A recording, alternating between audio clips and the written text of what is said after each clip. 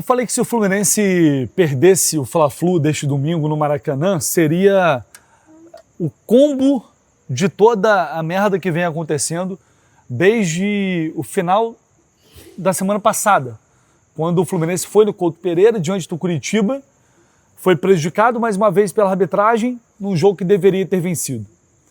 Depois, poupando os jogadores, o time do Zubeldia vai para Caracas para estrear na Copa Libertadores contra um time claramente muito fraco, tecnicamente, taticamente falando. E promove, apresenta para o torcedor uma atuação pífia, abaixo de qualquer crítica, uma atuação que deu desgosto, desprazer. A gente falou muito sobre isso. Depois de uma longa viagem para a Venezuela. Volta para um Fla-Flu que poderia manter o Fluminense próximo da liderança do Campeonato Brasileiro, para manter a invencibilidade do time aqui no Maracanã, e claro, por ser um Fla-Flu, por ser mais um clássico contra o rival.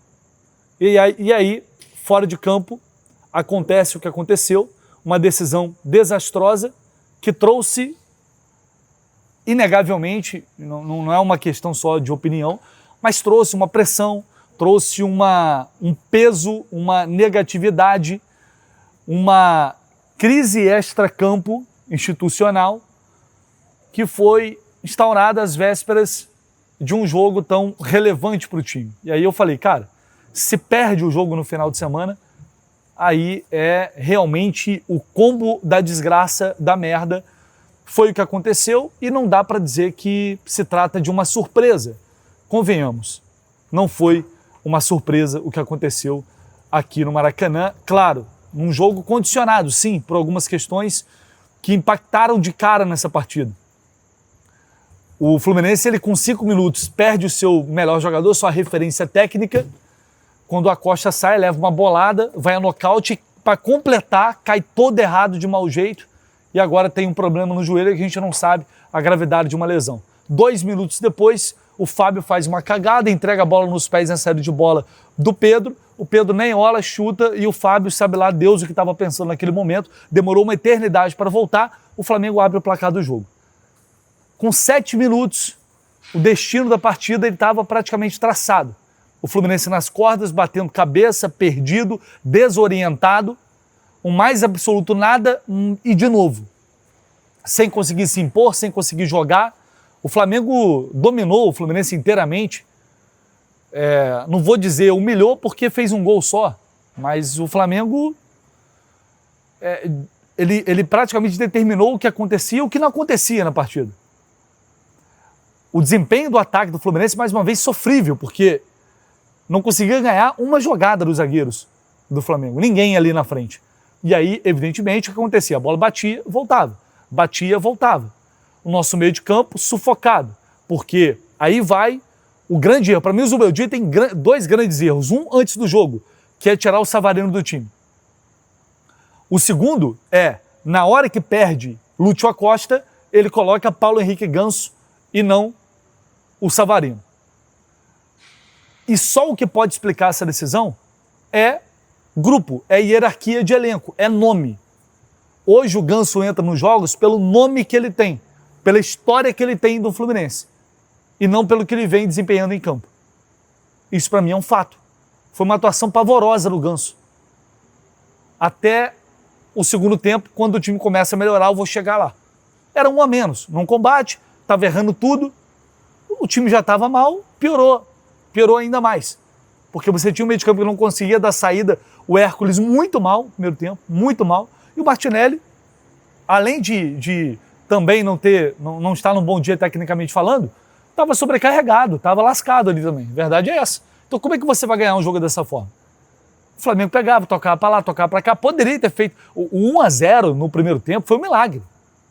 Foi um milagre, deu sorte. O Fábio fez uma defesa no chute do Plata e o Flamengo teve outra chance ali, poderia ter chegado no mínimo ao segundo gol.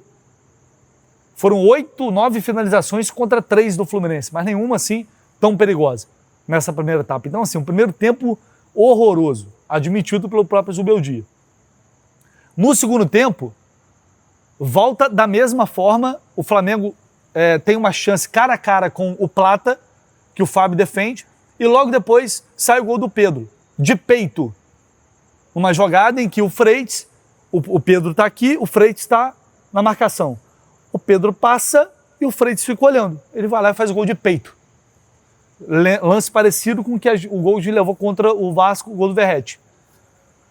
E aí, quando sai aquele segundo gol, e depois, eu estou sem as anotações aqui agora, mas depois o Flamengo ainda tem uma bola na trave do Pedro, minutos depois, logo após uma chance ali com o Serna, minutos depois tem uma bola na trave do Pedro.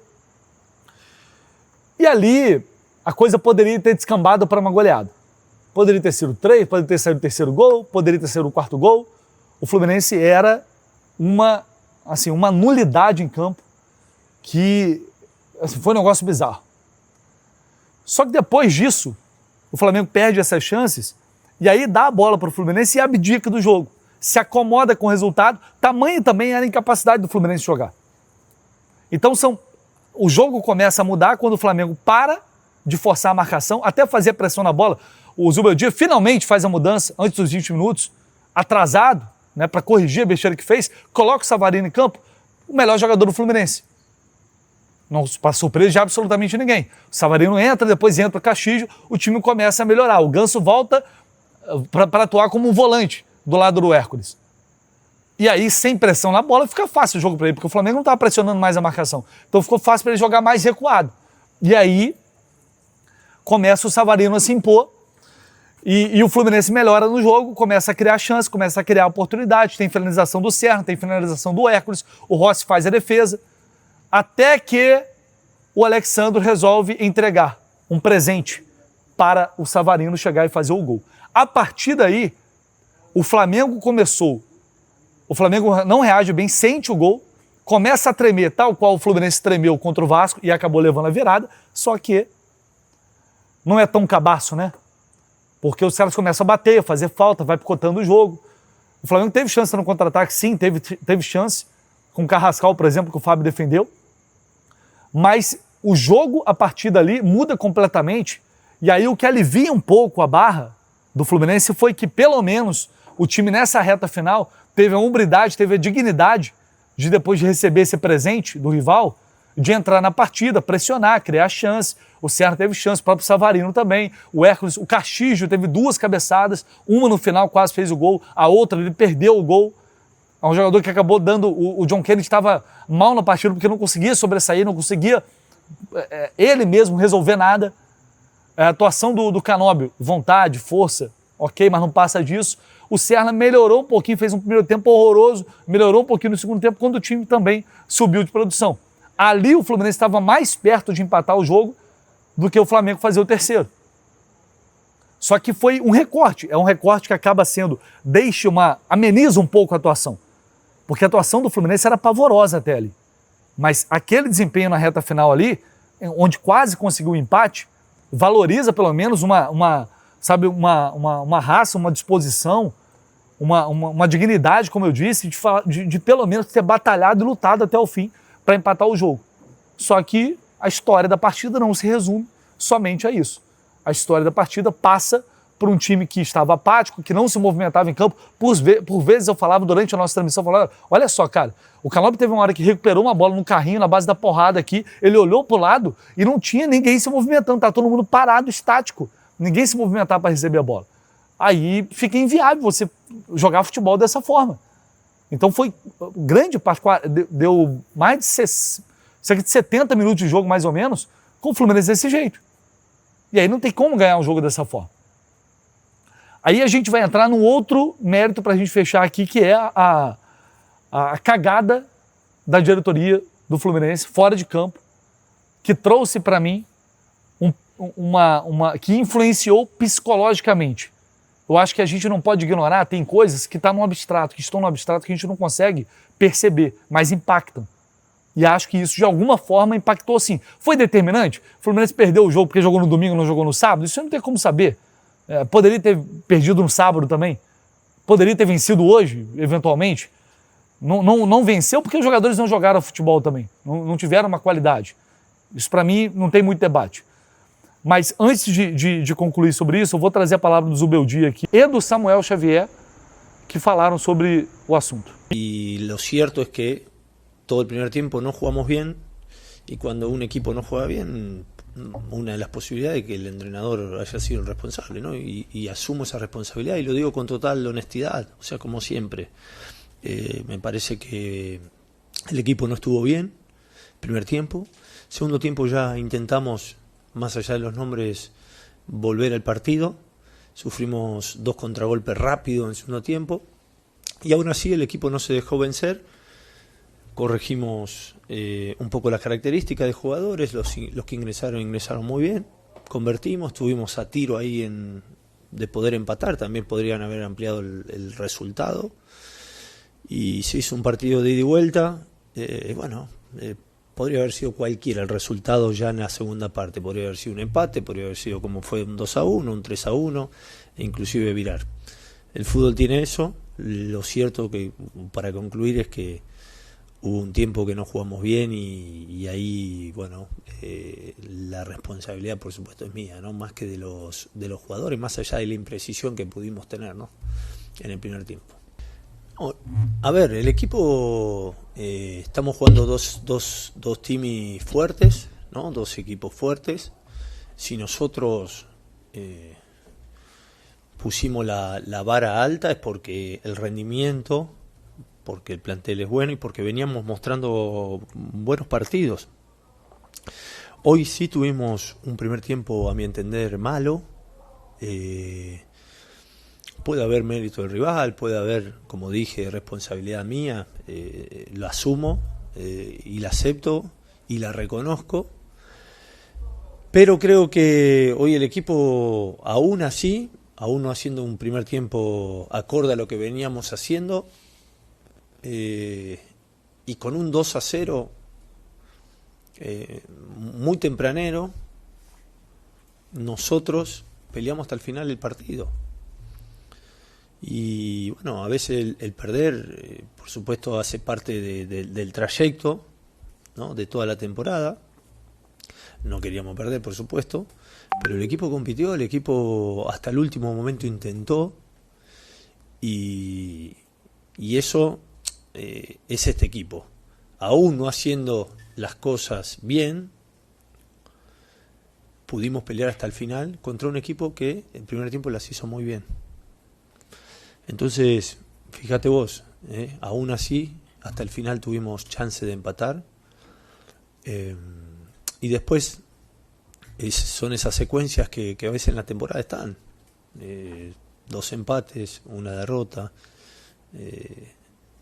Ahora, por supuesto, tenemos que seguir intentando consolidar nuestra manera de jugar, que no nos cambie un resultado, que no nos cambie un primer tiempo malo. Viene el partido de Copa, por supuesto que tenemos que ganar, que es muy importante, y después ya pensaremos en Santos para de vuelta seguir ahí arriba en la tabla de posiciones. Gracias por hacerme esa pregunta. Obrigado por hacerme esa pregunta, ¿no? ¿Por qué?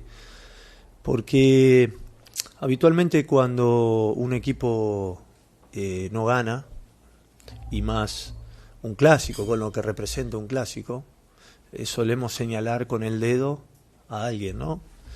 Y no pasó por eso la derrota.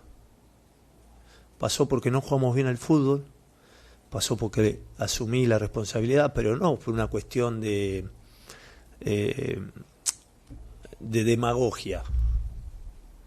Asumo la responsabilidad porque creo que el equipo hizo un mal primer tiempo, porque nos costó penetrar el mediocampo de ellos, porque tuvimos muchos errores. Y entonces, independientemente de los accidentes llamo el gol tempranero, la situación de Lucho, que son accidentes que uno no espera que suceda, pero aún así, asumo la responsabilidad y no señalo con el dedo, pero esto que aconteció de cambiar el turno, el día, la directoría tiene sus argumentos, punto y aparte, para nosotros, punto y aparte. O sea, a pensar en el partido. Y así hicimos. Y entonces el resultado hoy no pasó por eso. El resultado no pasó por eso. Y así como hicimos un primer tiempo malo, hicimos un segundo tiempo, me parece, muchísimo mejor, y terminamos a punto de empatar. A punto de empatar. Con Flamengo teniendo chance de transición, está bien. Pero terminamos sometiendo a un equipo, ¿no? Bueno, entonces me quedo con eso. No me conformo porque perdimos, por supuesto. Pero jamás pondría esta derrota, este tema, ¿no? Por encima de la derrota, ¿no? Perdimos y no hay ningún tipo de excusa, ¿no? No es por eso. Con respecto al partido del miércoles de cuarta-feira, se juega a última hora, entonces los jugadores, el plantel está capacitado como para jugar seguido, ¿no? En todo caso, ya después con Santos veremos las consecuencias físicas y qué decisiones tomar, ¿no? Pero de un juego a otro me parece que estoy casi seguro, ¿no? de esta situación, que no tiene que influir nada de lo que aconteció. Não, isso aí foi decidido, o jogador não teve voz nenhuma sobre isso. Foi decidido já antes, a gente já ficou sabendo no dia seguinte que tinha adiado a partida, né? Mas eu acho que isso não cabe desculpa para a gente, né? A gente sabe que é muito difícil, claro, adiar uma partida no Campeonato Brasileiro, mas enfim, né? Não cabe a nós, jogadores, se envolver nessa questão que é tão polêmica, né? De adiamento de jogos, mas isso são responsabilidade deles e não nossa da troca da partida de adiamento. Bom, acho que para mim fica muito claro, o Zubeldia não entra no mérito disso ter impactado ou não, e era evidente que não ia entrar, mas fica evidente que eles não foram consultados. Eles não foram consultados. A diretoria do Fluminense disse aqui mais cedo na transmissão, hoje o que aconteceu no Maracanã foi a lei da semeadura, que é um provérbio bíblico. O Fluminense colheu o que plantou. O Fluminense plantou, ele plantou uma crise, ele plantou um problema, ele plantou um embate com o seu torcedor ao agir em favor do rival, dizendo que se beneficiava disso também. O Fluminense criou esse problema e colheu os frutos disso. Não vou ser aqui lunático e dizer, perdeu por isso. Não perdeu por isso. Mas não dá para dizer que isso não teve impacto nenhum. Porque teve sim, na minha opinião tem sim. Inclusive no que é intangível. O Fluminense também entrou em campo moralmente derrotado. Moralmente derrotado, os jogadores estavam com a moral baixa, se é por isso ou por outra coisa, eu não sei. Mas não dá para subestimar o impacto que uma decisão como essa tem e o que vai acontecer daqui em diante. Esse é o grande problema, o que vai acontecer daqui em diante. Quarta-feira, jogo de Libertadores, decisivo. Como vai ser? Como a torcida vai reagir? Como o time vai reagir a essa derrota? É um efeito dominó. Tomara que não ocorra. Tomara que o time possa se recuperar, vencer esse jogo que é importantíssimo. Mas, infelizmente, essa derrota aqui no Maracanã, ela começou com uma postura da diretoria do Fluminense fora de campo, ela começa fora de campo e ela é concluída dentro de campo. Infelizmente, com o clube adotando uma postura que iria e foi totalmente contra aquilo que o torcedor queria. É isso, a gente vai ficando por aqui, depois a gente volta com mais repercussão e tudo que aconteceu aqui no Maracanã. Um abraço para todo mundo e quem puder deixa o like no vídeo.